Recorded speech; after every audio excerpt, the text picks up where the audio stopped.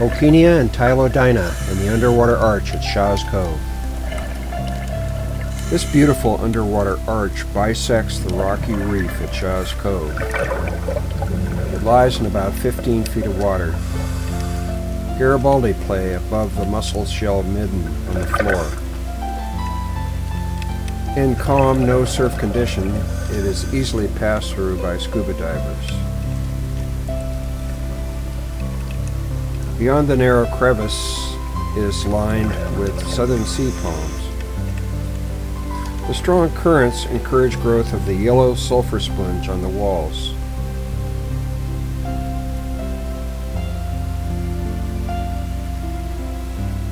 The first sea slug we encounter is tylodina, which matches the color of the sponge exactly, which it eats.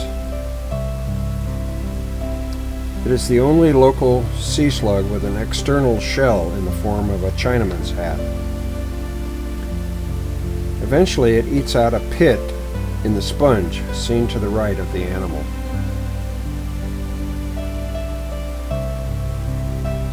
To the left and below the shell is the yellow mantle of the sea slug itself.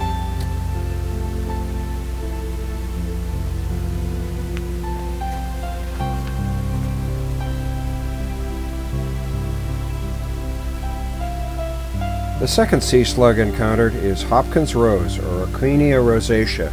This one is sitting atop a field of bright red Taylor's social tunicates. It's only about 1/3 of an inch long.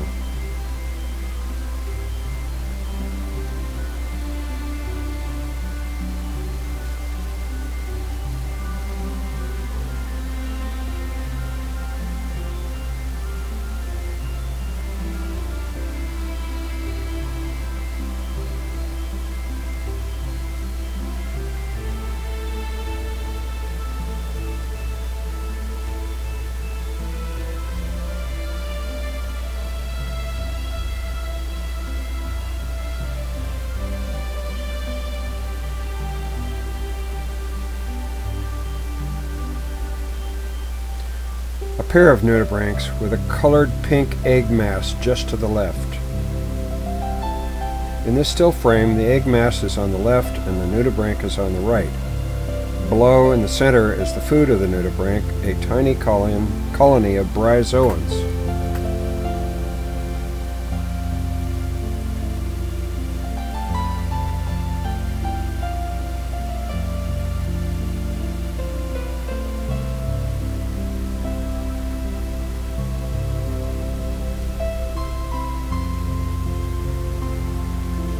Bryozoans live in a honeycomb encrusting colony on the rocks. The nudibranch sucks out the body parts, leaving empty colony cells. This is a very close view of several individual bryozoan animals, Integrapelta bilabiata, with their Y-shaped mouth part called a zoid. Looking closer at Hopkins rose, on the top left is the branchial plume, a rose-shaped gill.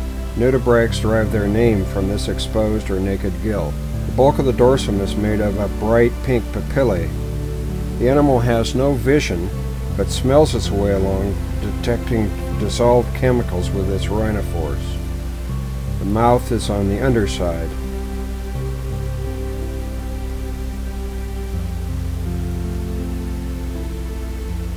How fortunate we are to have such natural beauty within 100 feet of our shoreline.